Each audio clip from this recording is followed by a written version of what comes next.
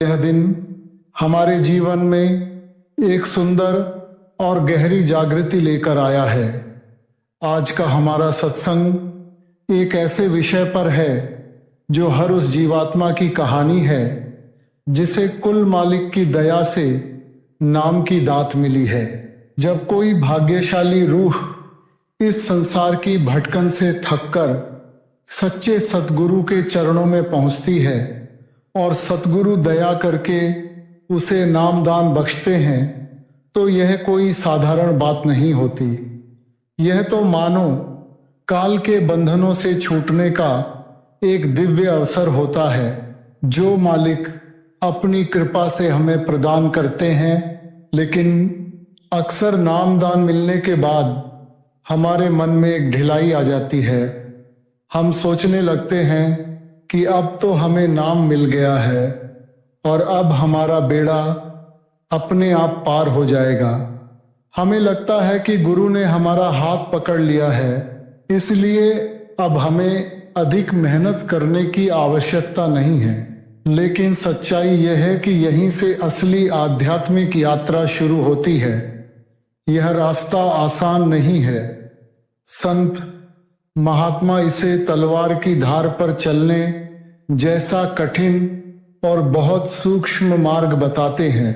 आज हम इसी विषय पर विचार करेंगे कि नामदान लेने के बाद एक सत्संगी के जीवन की सबसे बड़ी परीक्षा क्या होती है और वह उस परीक्षा में कैसे सफल हो सकता है। मेरे प्यारे सत्संगी भाइयों और बहनों, नामदान मिलने के बाद हमारे भीतर एक नई आध्यात्मिक ऊर्जा का अनुभव होने लगता है। हमें लगता है कि अब हम सद्गुरु के और भी निकट आ गए हैं। लेकिन जैसे ही हम अपने रोजमर्रा के जीवन में लौटते हैं, हमारा सामना एक बहुत पुराने और चालाक दुश्मन से होता है और वह है हमारा मन। संत महापुरुष हमेशा फरमाते हैं कि नामदान मिलने के बाद सत्संगी के जीवन की सबसे बड़ी परीक्षा कोई बाहरी परीक्षा नहीं होती। कोई दुनिया का संकट, कोई शारीरिक बीमारी या कोई आर्थिक तंगी सबसे बड़ी परीक्षा नहीं है। सबसे बड़ी परीक्षा है अपने ही मन को काबू में करना और हर परिस्थिति में सतगुरु के भाणे में खुश रहना। नाम मिलने से पहले मन आजाद था। वह जिधर चाहता था भागता था। जिस वासना और कामना के पीछे दौड़ना चाहता था दौड़ता था, क्योंकि तब उसे टोकने वाला कोई नहीं था। लेकिन नामदान मिलने के बाद जब गुरु हमारे भीतर नाम की ज्योति जला देते हैं तो मन पर एक अंकुश लग जाता है। अब मन छटपटाने लगता है। वह सोचता है कि अब मुझे इस कैद में रहना पड़ेगा और अब मुझे सिमरन तथा भजन में बैठना पड़ेगा।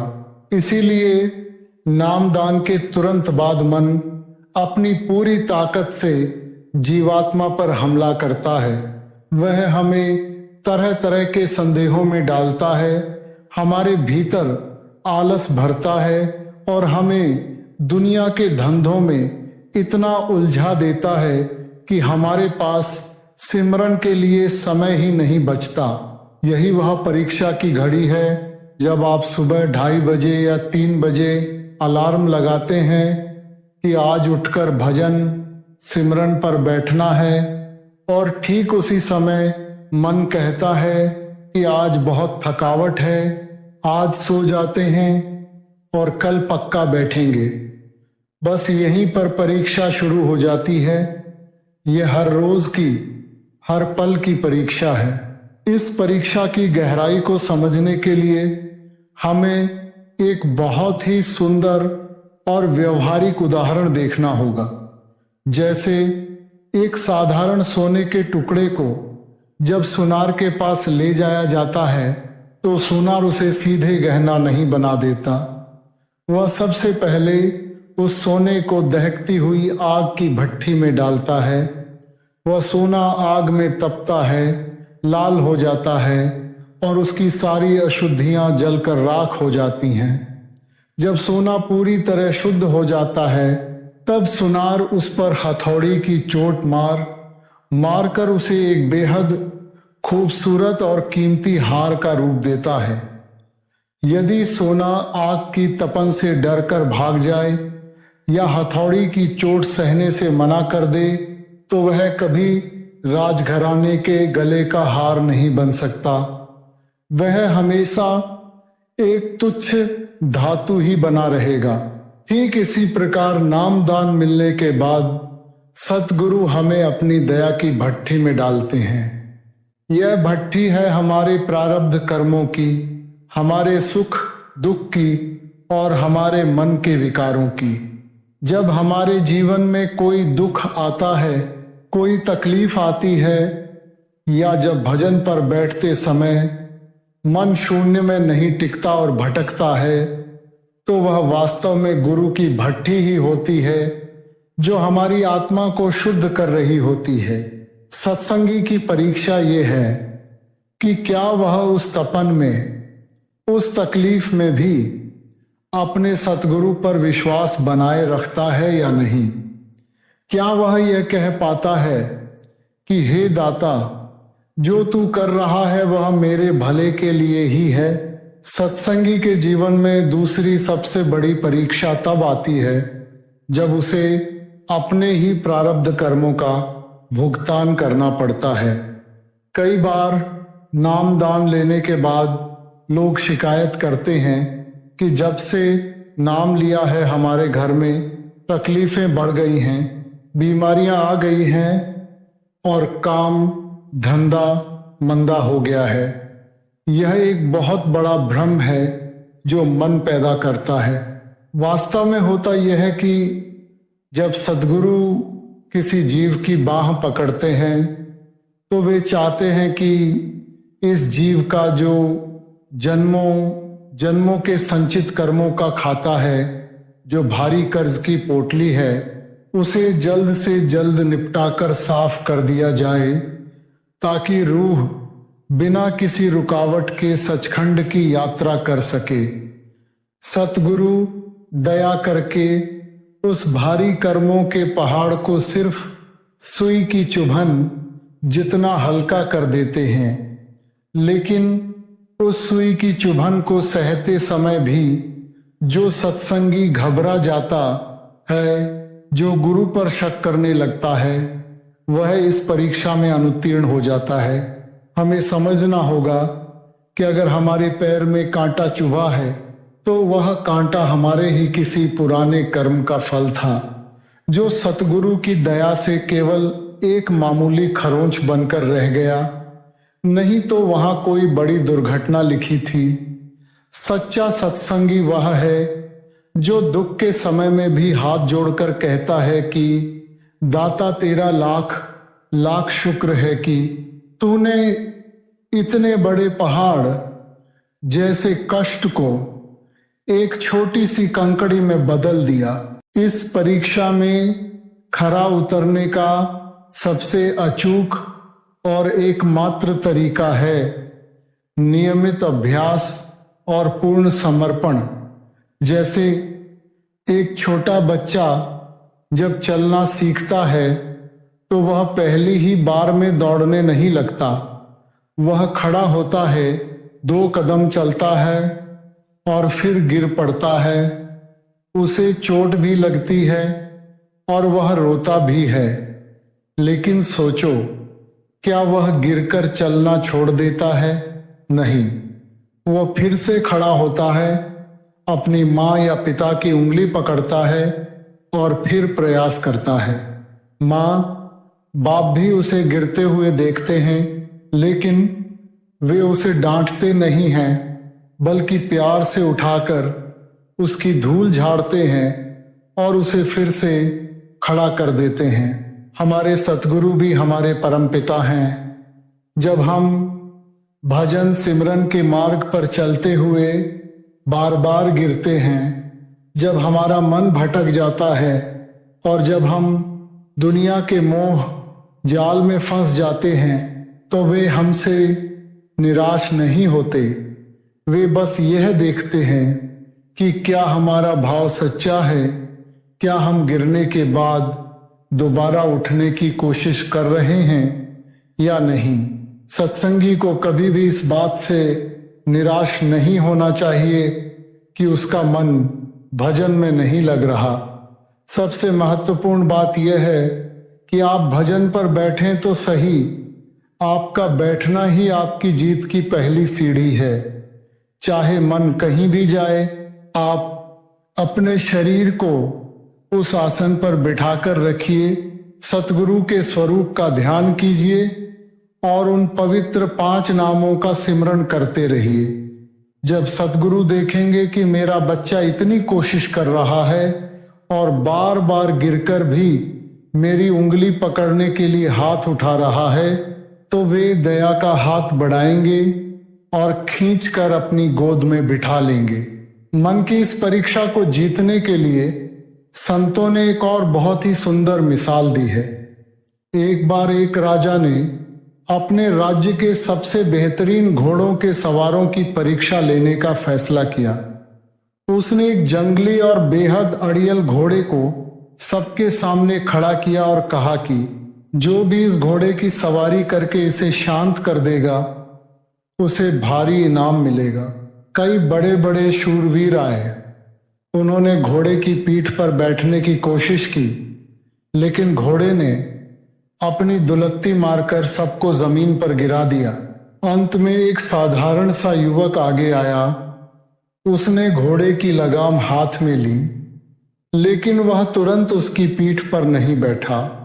उसने पहले घोड़े की पीठ को प्यार से थपथपाया, उसके कान के पास जाकर कुछ बुदबुदाया, उसे थोड़ी हरी घास खिलाई और धीरे धीरे उसके साथ चलने लगा। जब घोड़ा शांत हुआ तो वह बड़ी फुर्ती से उसकी पीठ पर बैठ गया।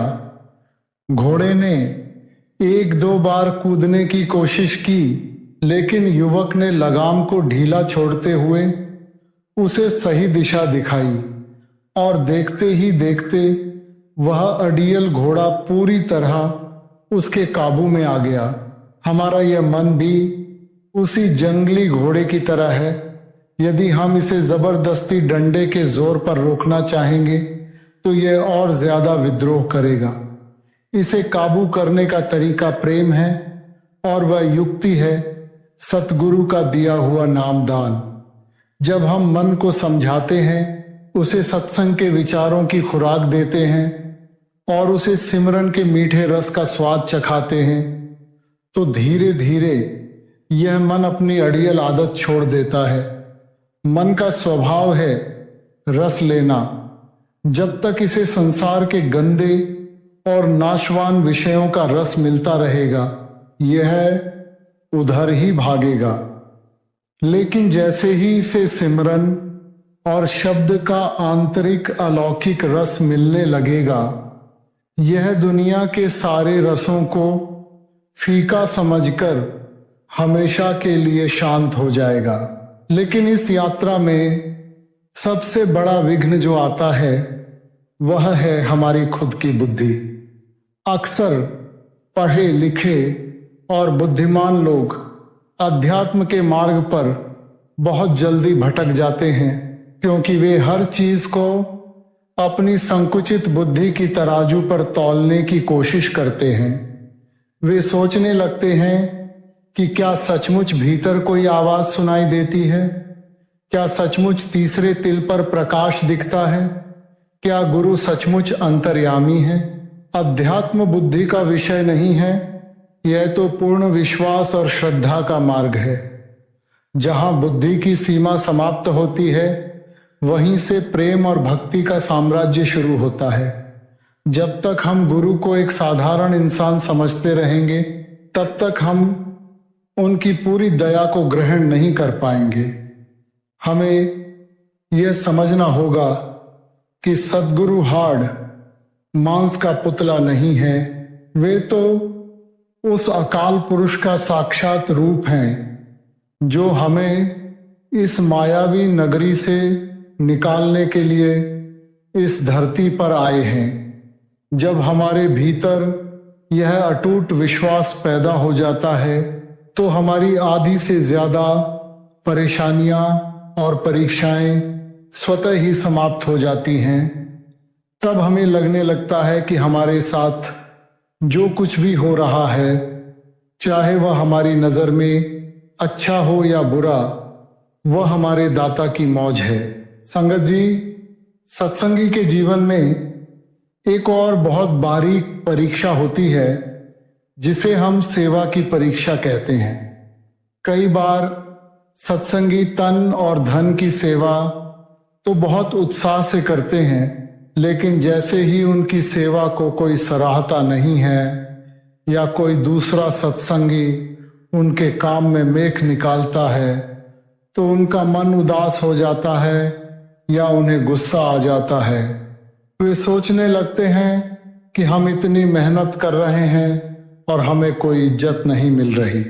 यहाँ पर आकर जीव अहंकार की परीक्षा में असफल हो जाता है।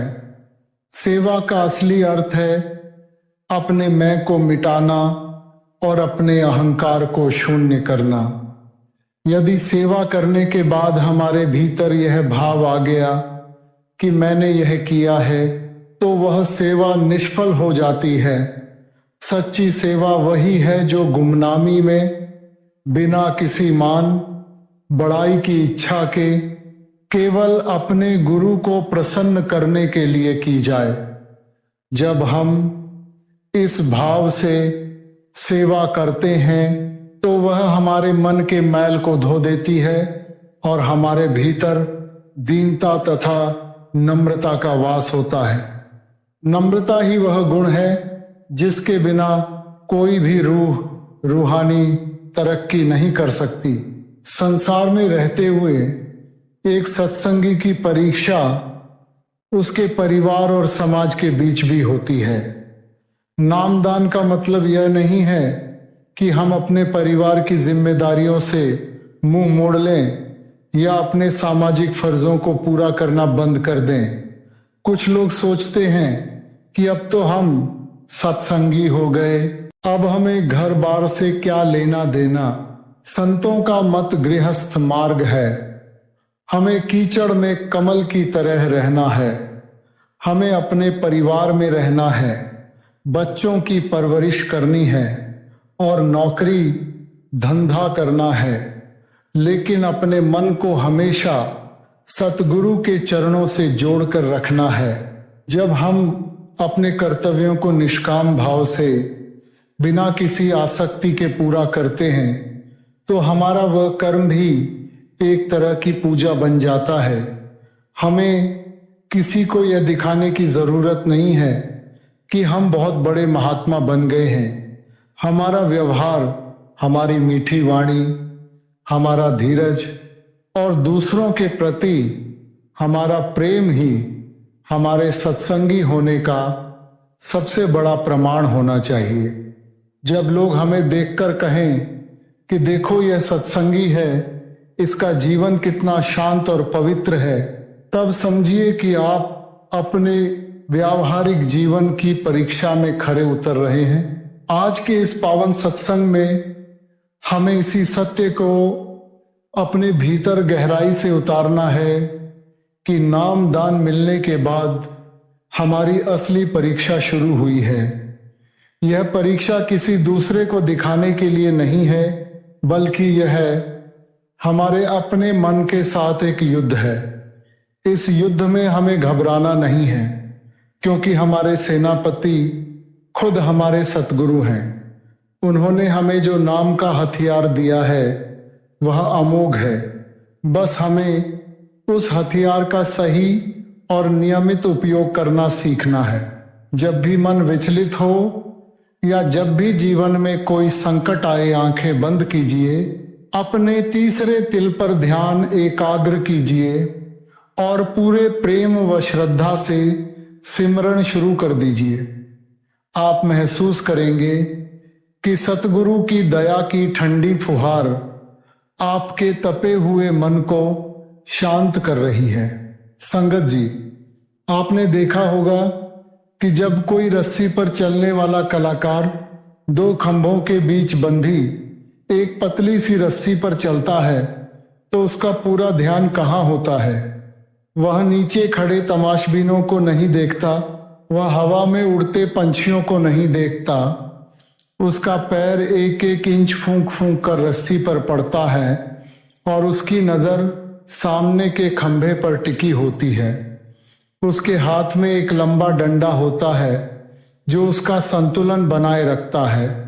यदि उसका ध्यान एक पल के लिए भी भटके तो वह सीधे जमीन पर आ गिरेगा और उसकी जान भी जा सकती है। एक सत्संगी का जीवन भी उसी रस्सी पर चलने वाले कलाकार जैसा है। यह संसार उन दो खंभों के बीच बंधी पतली रस्सी है और नीचे काल का गहरा गड्ढा है। हमारे हाथ में जो सिमरन का डंडा है वही हमारा संतुलन बनाए रखता है। जब तक हमारी नज़र हमारे सद्गुरु के स्वरूप पर टिकी रहेगी और हमारे हाथ में सिमरन का संतुलन रहेगा, तब तक हम इस संसार रूपी रस्सी को बड़ी आसानी से पार कर जाएंगे। लेकिन जैसे ही ध्यान भटका, जैसे ही हम दुनिया की वाहवाही और मान बड़ाई के तमाशे देखने लगे, वैसे ही हमारा संतुलन बिगड़ेगा और हम नीचे गिर जाएंगे। इसीलिए हर पल सजग रहना और हर पल होशियार रहना ही सत्संगी की असली परीक्षा है। संगत जी, अब हम इस रूहानी सफर के उस मुकाम पर पहुंच चुके हैं जहां परीक्षा की घड़ियां समाप्त होती हैं और उस परम आनंद तथा उस महान परिणाम की शुरुआत होती है जिसके लिए यह जीवात्मा युगों युगों से तरस रही थी। जब एक सत्संगी अपने सतगुरु के वचनों को ढाल बनाकर मन के हर वार को झेलते हुए सुख दुख और मान अपमान की परवाह न करके पूरी दृढ़ता से सिमरन और भजन के मार्ग पर डटा रहता है, तब वह क्षण आता है जब दयाल प्रभु की अपार दया का द्वार पूरी तरह खुल जाता है। यह अंतिम कड़ी उस जीत का उत्सव है, उस मिलाप की कहानी है जो हर उस सच्चे सत्संगी के भाग्य में लिखी है जो परीक्षा की भट्ठी में तप कर कुंदन बन चुका है। संत महापुरुष फरमाते हैं कि जब जीव अपनी तरफ से पूरी कोशिश कर लेता है, जब वह अपने अहंकार को पूरी तरह मिटाकर सतगुरु के चरणों में ढह जाता है, तो फिर जीव की परीक्षा समाप्त हो जाती है और सद्गुरु की परम दया अपना काम शुरू करती है। इस अंतिम परीक्षा का परिणाम क्या होता है? इसका परिणाम कोई दुनिया की दौलत, मान, बड़ाई या स्वर्ग, बैकुंठ का सुख नहीं है। इसका परिणाम है जीते जी मौत के पार जाना और सचखंड के अनहद नाद से जुड़कर हमेशा के लिए अमर हो जाना। जब सत्संगी रोज नियम से 2.5 घंटे सिमरन पर बैठता है तो धीरे धीरे उसकी रूह आंखों के पीछे तीसरे तिल पर सिमटने लगती है। जैसे जैसे ध्यान गहरा होता है वैसे वैसे शरीर बेजान होने लगता है। पैरों से लेकर घुटनों तक, घुटनों से लेकर नाभि और छाती तक पूरे शरीर का खून और चेतना खींचकर मस्तिष्क के केंद्र में एकत्रित हो जाती है। यह वही अवस्था है जिसे दुनिया मौत कहती है। मौत के समय जो भयानक दर्द और छटपटाहट आम इंसान को झेलनी पड़ती है, एक अभ्यास करने वाला सत्संगी उस अवस्था को रोज जीते जी हंसते हंसते पार करता है। जब रूह पूरी तरह तीसरे तिल पर सिमट जाती है तो उसे पहली बार यह एहसास होता है कि मैं ये मिट्टी का शरीर नहीं हूँ, मैं तो एक अमर, अजर और अविनाशी आत्मा हूँ। यही वह पल है जब काल की सारी हदें टूट जाती हैं, मन का पर्दा फट जाता है और सामने खड़े होते हैं साक्षात सद्गुरु अपने प्रकाशमय नूरानी स्वरूप में, वह नूर और प्रकाश इतना दिव्य होता है कि उसके सामने करोड़ों सूर्यों और चंद्रमाओं की रोशनी भी फीकी पड़ जाती है। इस अद्भुत मिलाप को समझाने के लिए संतों ने एक बहुत ही जोरदार उदाहरण दिया है। जैसे एक बहती हुई छोटी सी नदी पहाड़ों से निकलती है, पत्थरों से टकराती है, जंगलों और मैदानों को पार करती हुई केवल एक ही धुन में आगे बढ़ती है कि उसे सागर से मिलना है। रास्ते में कितनी ही बाधाएं आए, लोग उसमें कितनी ही गंदगी डालें, लेकिन नदी कभी रुकती नहीं। वह बहती जाती है, बहती जाती है, और जैसे ही वह नदी सागर के मुहाने पर पहुंचती है, वह सीधे सागर की लहरों में समा जाती है। जिस पल नदी सागर से मिलती है, उसी पल उसका अपना अस्तित्व समाप्त हो जाता है। अब वह कोई छोटी, गंदी या कमजोर नदी नहीं रही, अब वह खुद सागर बन चुकी है। अब कोई उसमें से पानी की एक बूंद भी अलग नहीं कर सकता। राधा स्वामी जी, आज का यह दिन हमारे जीवन में एक सुंदर और गहरी जागृति लेकर आया है। आज का हमारा सत्संग एक ऐसे विषय पर है जो हर उस जीवात्मा की कहानी है जिसे कुल मालिक की दया से नाम की दात मिली है। जब कोई भाग्यशाली रूह इस संसार की भटकन से थककर सच्चे सतगुरु के चरणों में पहुंचती है और सतगुरु दया करके उसे नामदान बख्शते हैं, तो यह कोई साधारण बात नहीं होती। यह तो मानो काल के बंधनों से छूटने का एक दिव्य अवसर होता है जो मालिक अपनी कृपा से हमें प्रदान करते हैं। लेकिन अक्सर नामदान मिलने के बाद हमारे मन में एक ढिलाई आ जाती है। हम सोचने लगते हैं कि अब तो हमें नाम मिल गया है और अब हमारा बेड़ा अपने आप पार हो जाएगा।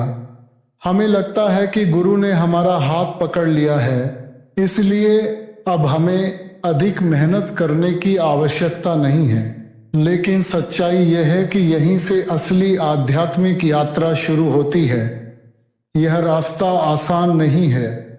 संत महात्मा इसे तलवार की धार पर चलने जैसा कठिन और बहुत सूक्ष्म मार्ग बताते हैं। आज हम इसी विषय पर विचार करेंगे कि नामदान लेने के बाद एक सत्संगी के जीवन की सबसे बड़ी परीक्षा क्या होती है और वह उस परीक्षा में कैसे सफल हो सकता है। मेरे प्यारे सत्संगी भाइयों और बहनों, नामदान मिलने के बाद हमारे भीतर एक नई आध्यात्मिक ऊर्जा का अनुभव होने लगता है।